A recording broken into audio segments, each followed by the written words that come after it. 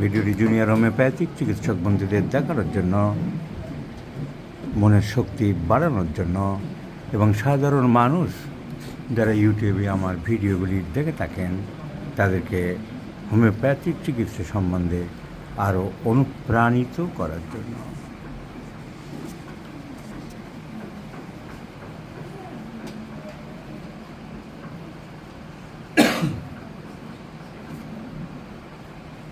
ছাব্বিশ বছরের যুবক, দি জেন্টলম্যান is about 26 years.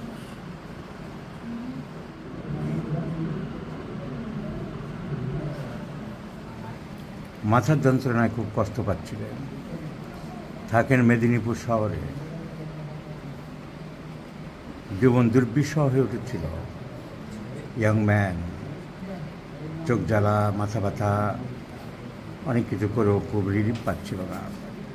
একজনের রেফারে এসেছিলেন এবং আজ সে সম্পূর্ণ সুস্থ। Only by the single medicine he is totally cure.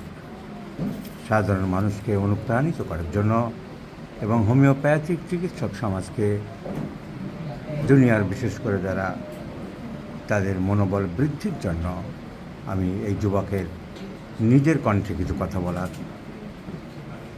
ব্যবস্থা করছি। বলো জয়শঙ্খ, তোমার বক্তব্যটি তুমি যে ভালো আছো সেটা সবাইকে জানাও।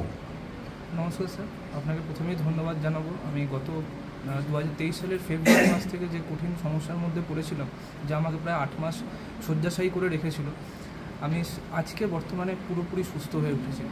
আমি সেই সময় চিকিৎসার জন্য ভেলোরে গেছি, চেন্নাইয়ে গেছি, কলকাতাতেও দেখিয়েছিলাম তার আগে, কিন্তু আমি কোনো ধরনের সাহায্য পাইনি। উপরন্তু অ্যালোপ্যাথিক কিছু মেডিসিনের জন্য আমার সাইড এফেক্ট এসেছিলো, হাত কাঁপা, আমি লিখতে পারছিলাম না পেন ধরে, তো এই ধরনের কিছু সাইড এফেক্ট এসেছিলো।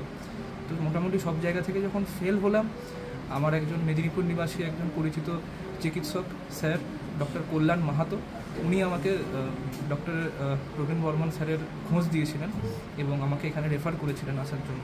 আমি এখানে এসেছিলাম গত বছর, আজকে প্রায় 3-4-5 মাসের একটু বেশি হবে। আমি ওনার কন্টিনিউয়াস ট্রিটমেন্টের আন্ডারে আছি এবং আমি অভূতপূর্বভাবে উন্নতি লাভ করেছি। এখন আমার কোনো ধরনের অসুবিধা হয় না, না মোবাইল, না ল্যাপটপ। বুঝতেই পারছেন এই প্রজন্মের জেনারেশনের কাছে দরকার এগুলো পড়াশোনার জন্য, সেই ধরনের কোনো সমস্যা হয় না। যা যা সমস্যা ছিল সব জায়গা থেকে আমি উন্নতি লাভ করেছি। ডাক্তারবাবুকে অনেক অনেক ধন্যবাদ জানাই। প্রণাম।